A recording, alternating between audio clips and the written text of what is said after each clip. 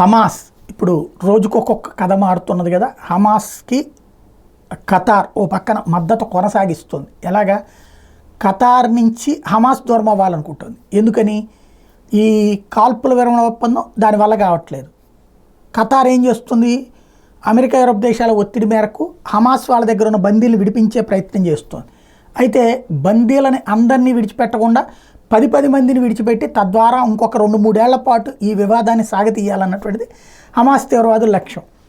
అయితే ఖతార్ దానికి అనుగుణంగానే సహకరిస్తుంది. కానీ వీళ్ళు 10 మందిని విడిచిపెడదామంటే వాళ్ళు 25 మందిని విడిచిపెట్టమంటున్నారు. దానికి ఒప్పుకోవట్లేదు. దీంతో ఖతార్కి దూరమై వేరే వాళ్ళు మధ్యప్రాచ్య దేశాలు ఎవరన్నా మధ్యవర్తిత్వం చేయమని చెప్పి కోరుతున్నది హమాస్. ఈవెన్ రష్యాని మధ్యవర్తిత్వం చేయమని కోరుతుంది.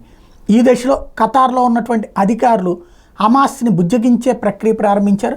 అబ్బేబ్బే మేము హమాస్కి అనుకూలమే, హమాస్ అన్నటువంటి చేస్తుంది కరెక్టు, హమాస్ మీద ఇజ్రాయెల్ చేస్తుంది తప్పు అని చెప్పేటటువంటి ప్రయత్నం ప్రారంభించారు.